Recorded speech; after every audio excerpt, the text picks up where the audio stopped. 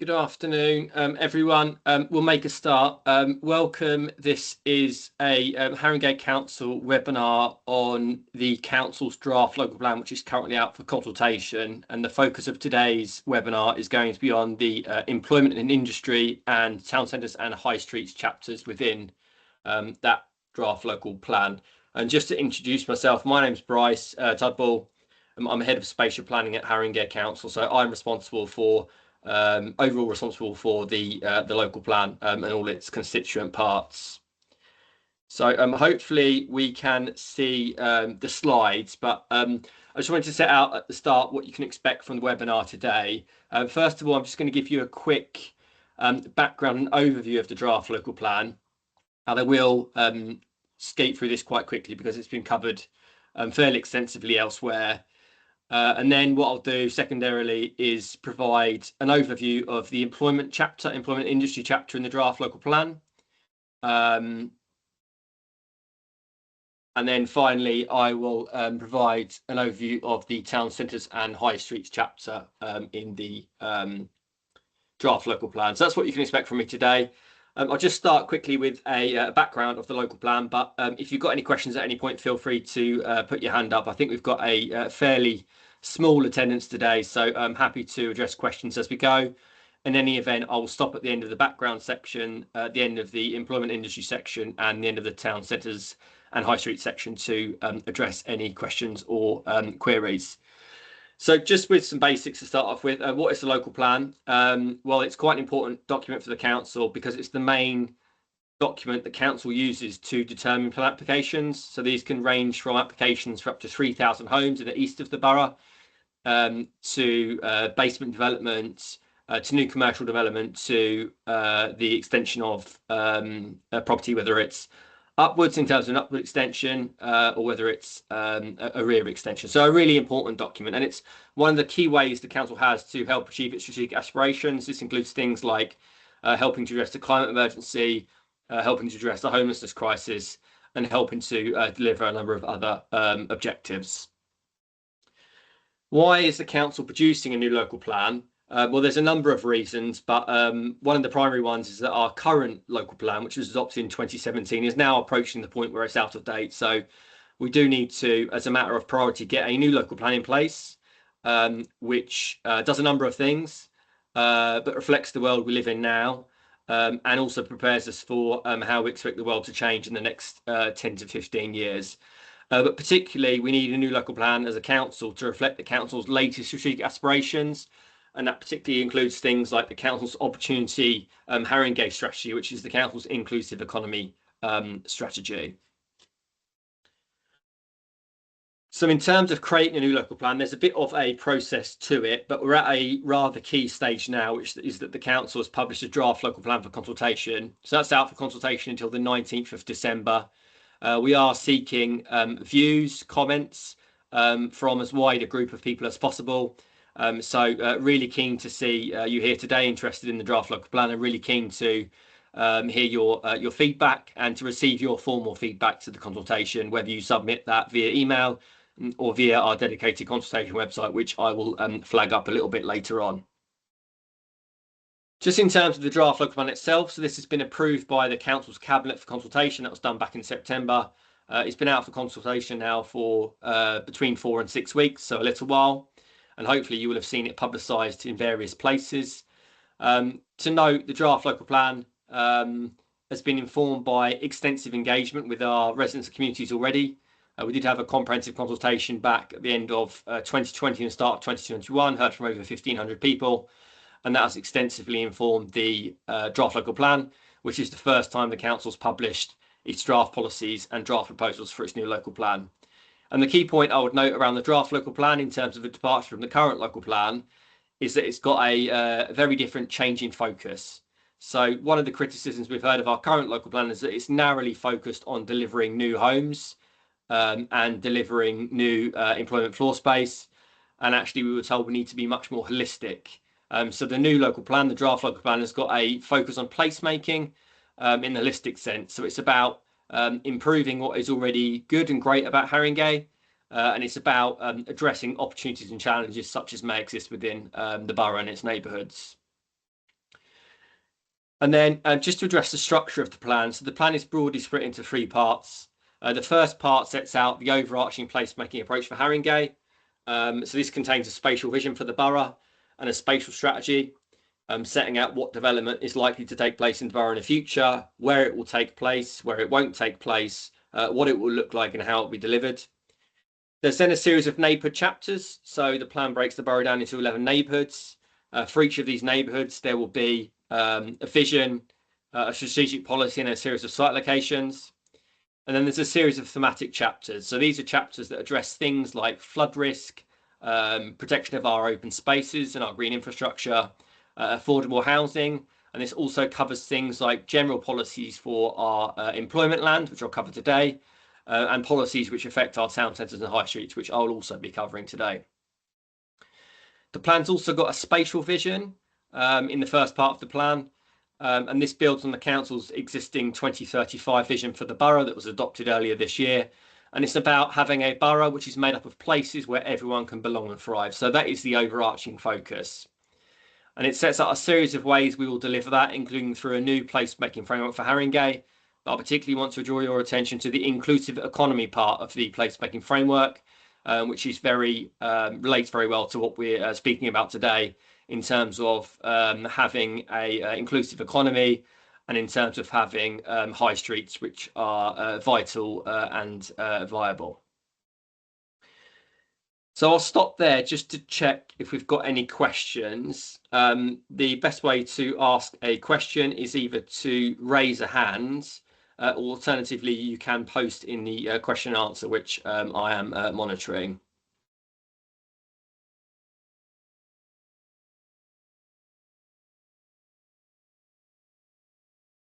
Okay, I don't think I've seen any questions, so I'll continue to address now the employment and industry part of the draft local plan, which is chapter 27. Now, as I said, the draft local plan that we've prepared has been based upon extensive feedback we've received from residents and communities already, and I just wanted to flag up some of that feedback at the start of this section. So particularly of note, we've heard that there's strong support from stakeholders for growing the borough's economy and particularly protecting important employment land in the borough. So we're lucky as a London borough to have a fairly large amount of employment land, but we have lost a lot over the last 20 years. And it's really important. People have told us to protect what is remaining because it provides a number of things: growth, good jobs, high quality jobs, among other things. We're also told that we need more flexible workspace to meet the needs of modern businesses and to meet the needs of the types of businesses we have in the borough. You may be aware that we don't have many large businesses in Haringey, but we do have a lot of smaller businesses. That's one of the borough's major strengths. So we need the types of flexible workspace that can help them meet their needs. We've also been told we need more industrial and creative workspace. And again, this ties into meeting the needs of the businesses that we have currently in the borough and business who would like to operate out of the borough. We were told by businesses that they're concerned about the loss of employment space that can accommodate them, and that ties back to the need to protect employment floor space and to provide new, more flexible workspace. And lastly, a key theme was that the council's local plan should support the green economy. It should contribute to addressing the climate emergency, to creating a more climate resilient borough, and it should support the green economy and green jobs. So that's the feedback we've received. We've also got some evidence which has informed what we've prepared, and I just want to flag up a couple of things about the evidence. The evidence has told us we've got a strong industrial market in the borough. So we've got a lot of industrial land, we've got a lot of good industrial businesses and occupiers, but we do have this lack of modern purpose-built accommodation businesses, and this is a theme which will keep coming up. We also know that there is a lot of demands for industrial floor space across London and in the borough. And to meet that demand in the borough over a 15-year period, we would need to increase the amount of employment floor space we have, in industrial employment floor space, I should add, sorry, by about 14%. So that's quite a major increase on what we've got already. And this is set against the challenge that there are no obvious new sites to accommodate that level of need. So there are no effectively undeveloped sites in Haringey that we could designate as employment because we are a substantially built up borough. We've also got evidence around office need in the borough. What we do know is that we've lost office floor space over the last decade in quite significant numbers. And we also know that we've got quite a significant office need to meet over the next 15 years. And that forecast need is about 12,000 square metres. And that would require an uplift in current office floor space of about 11%. So 14% for industrial and 11% for office. So quite significant numbers.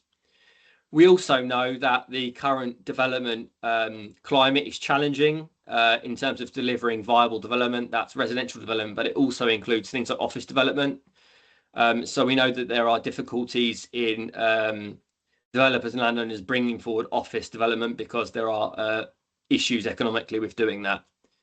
We also know from our evidence, and we've got a detailed evidence base around workspace need in the borough, that we've got a big need for affordable workspace to meet the needs of local businesses. And again, that ties into having the sort of floor space that fits the needs of current and future businesses. Now, the overarching approach in the draft local plan is that we want to create a fairer and greener local economy. And this is building on the aspirations in Opportunity Haringey, which is the council's inclusive economy strategy and framework. So that's the overarching aim. As a starting point, we want to meet evidence needs for industrial and office floor space. So that's the 14%, 11% increase that I've spoken about previously. Now, the principal ways that the council seeks to do that, to meet that need and to create that fairer and greener local economy, is to protect existing designated employment land. And I'll show you a map of that on the following slides. But also where new development proposals are coming forward from businesses, we want to see and we will support the intensification of employment floor space. So this is where effectively businesses are providing more floor space on the same amount of land, or they're creating more jobs from the same amount of land. We also want to see and also want an uplift in office floor space within particularly our town centres, with a focus on Wood Green and Tottenham Hale, which are two of the more attractive employment locations for office in the borough. And then we also anticipate and will support the delivery of local scale light industrial and workspace uses in our town centres. So we know that our town centres are changing, and I'll come on to this later in the presentation, but we expect in the future they will accommodate a lot more employment, and we want to support our town centres to change and grow and to do that. So that's the overarching approach. So this slide here shows our employment areas in the borough, our designated employment areas. And the key thing to note here is that there are different levels of designation in the borough. We have what is known as strategic industrial lands, and we've got quite a lot of this in particularly North Tottenham. And this is the most important industrial land across London as a whole, and this is designated in the London Plan. So that has a vital function for industry across London. Then we also have these local scale and local designations called significant industrial sites, locally significant industrial sites, and local employment areas. And these aren't strategically significant at a London level, but are very significant at a local level. And because of the significance of all of these across Haringey and across London, we do seek to protect their current employment generating use. So those are the designations across the borough, and this slide just sets out the proposed approach within that designated employment land. And the starting point is that the council is proposing to support future proposals for the intensification, renewal and modernisation of those bits of employment land. And that's where the proposals are for industrial uses, storage or distribution, warehousing uses, for research and development, or light industrial.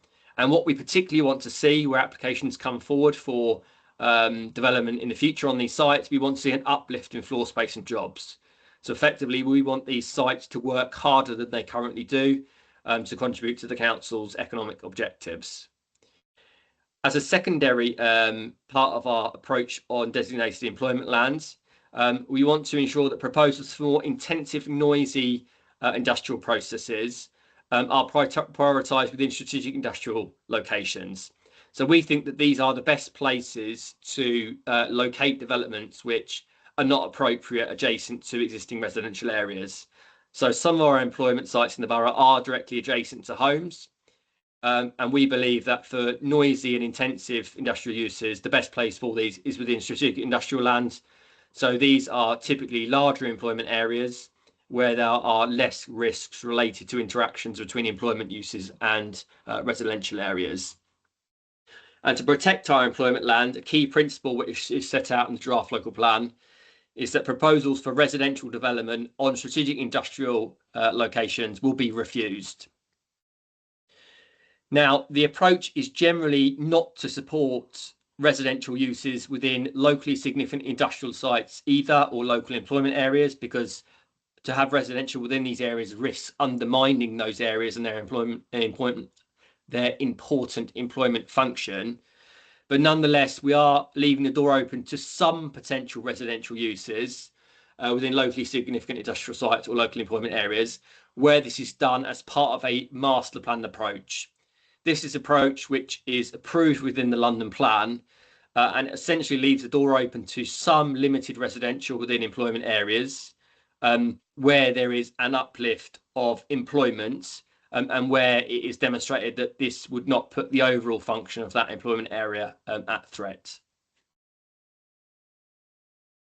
We also have non-designated employment land in the borough. So these are typically smaller and more isolated sites where you may have 1 or 2 or 3 units which provide an employment function. And we don't put a line around these in the local plan and specifically protect them for employment. But what we do say is where proposals come forward for the redevelopment of these, we will support employment-led redevelopment, provided that high quality floor space of an equivalent or a greater amount is secured. We do leave the door open on this non-designated employment lands for an element of residential accommodation, but this is on the provision that there is an uplift of the employment floor space on the site. Nonetheless, there may be occasions where on non-designated employment lands, it might not be possible to deliver new employment use. For instance, there might be no market demand to do that. So in these circumstances, we will only accept loss of non-designated employment floor space where the developer, the landowner, has demonstrated there's no future market demand for the site. They've been through a robust process to determine that that is correct, and that they've made efforts to re-accommodate anyone who is already on the site and to find them a new home. Another key policy of the draft local plan is around affordable employment space. So our current local plan does set out some circumstances where the council may seek affordable workspace within new developments, but the draft local plan is proposing a much more robust approach to affordable employment space. And the way that this would work is that all employment schemes, which will deliver over 1,000 square meters of office, research and industrial floor space, would be expected to provide a component of affordable employment space. And this will work in a similar way to affordable housing. So where a developer is delivering, say, 100 homes, there is an expectation that they deliver an element of affordable homes. In the same way with employment floor space in the borough, where private market employment floor space is being delivered, there will be an expectation in our new local plan that an element of that is affordable to businesses, and the affordability is based upon local need and what businesses can afford to pay. We've also got a more robust approach in our local plan, new local plan, around employment, skills development and local business growth. So our current local plan does already require developers to make certain contributions to support employment and skills in the borough. The draft local plan builds upon the existing approach. So where proposals are coming forward that involve a loss of employment floor space, there's an expectation that developers will compensate for that via provisions for employment training apprenticeships. And also where major developments are coming forward in the borough in the future, so these are developments above a certain size, the expectation is that these would contribute financially to help support initiatives to enable residents who experience barriers into employment to access newly created opportunities. And that is a very quick canter and run through the employment chapter of the plan to address the town centres and high streets chapter of the plan. That's chapter 28, which is shown on the slide here. So again, I'm just going to start off with some of the feedback we've already received from our residents, communities, businesses and other stakeholders on town centres and high streets, which has informed the draft local plan.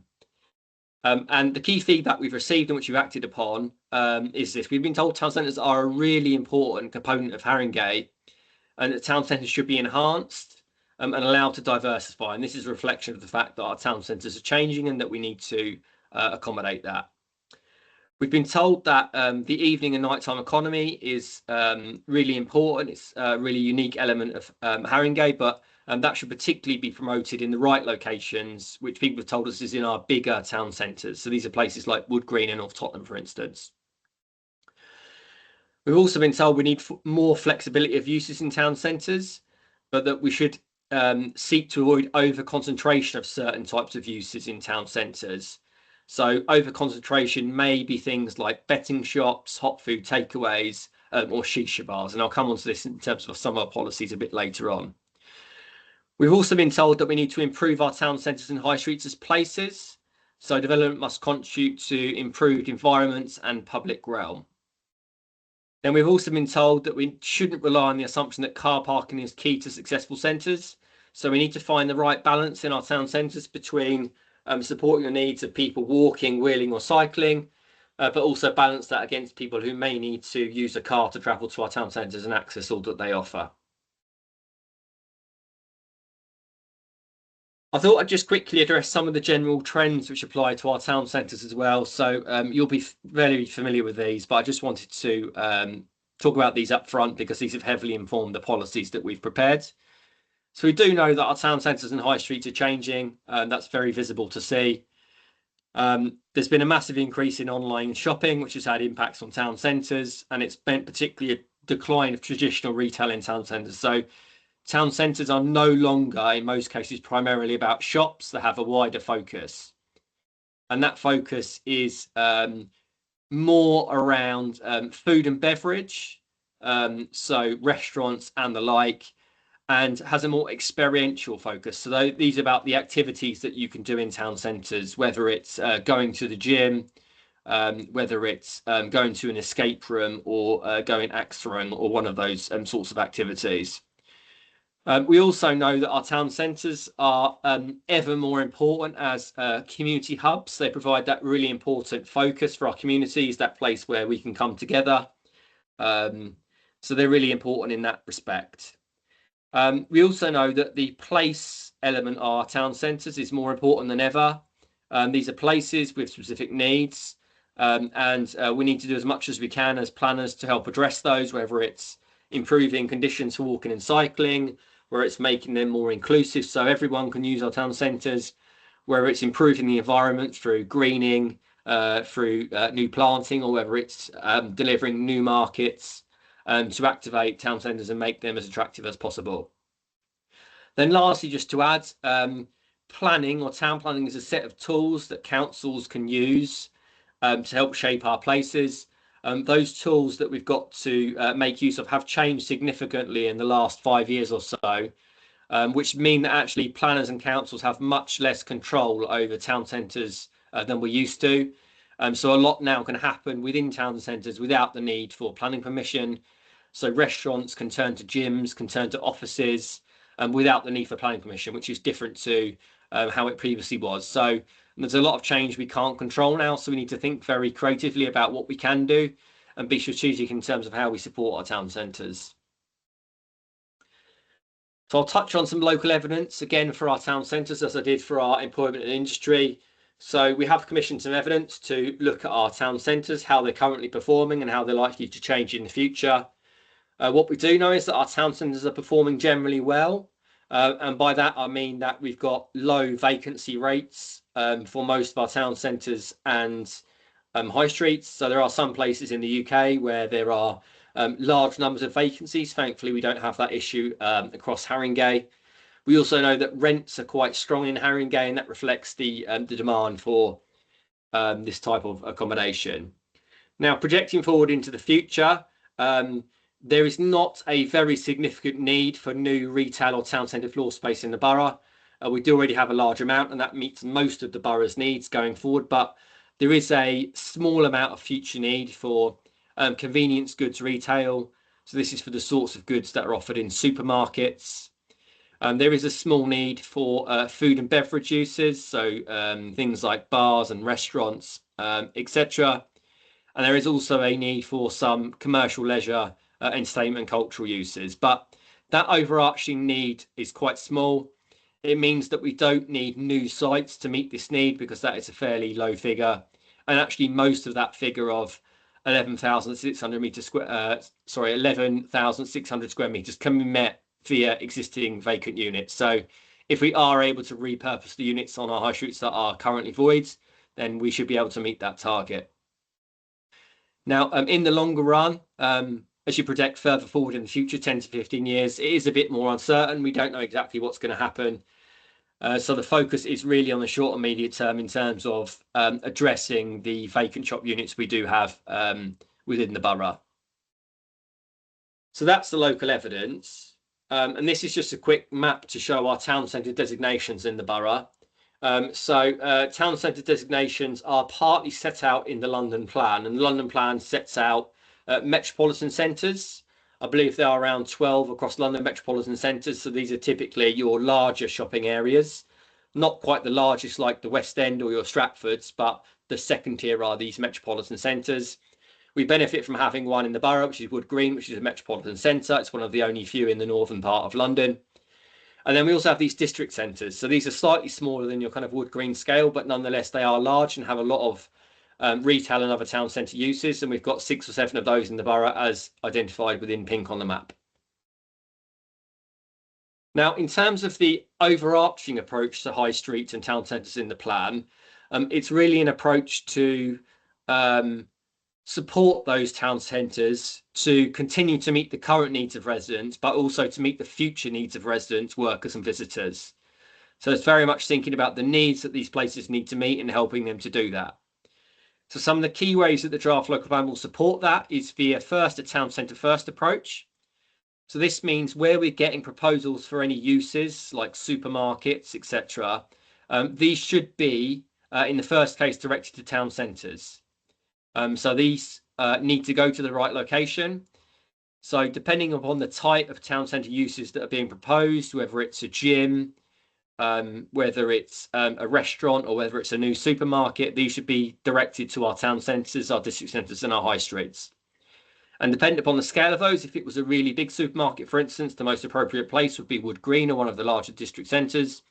If it's smaller, if it's a restaurant, then it might be more appropriate somewhere elsewhere.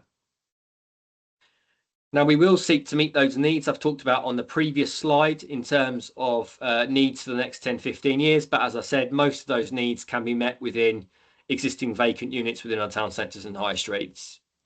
Now, what we do expect in the future in our high streets and in our town centres is that there'll be a large number of sites which are redeveloped. These will be particularly focused in places like Wood Green and Tottenham. And where these sites are redeveloped, including parts of Wood Green, for instance, the Morrison supermarket or the View Cinema site, we'll support these for a mix of uses, provided that the proposals enhance and optimise placemaking. As I've said, placemaking is really key for our town centres. But crucially, while we support residential in our town centres as a whole, because people can help support town centres to be vibrant and vital, we wouldn't support residential uses at ground floor within town centres because that can detract from the experience for visitors, for people who use our town centres, and it makes them less attractive places overall.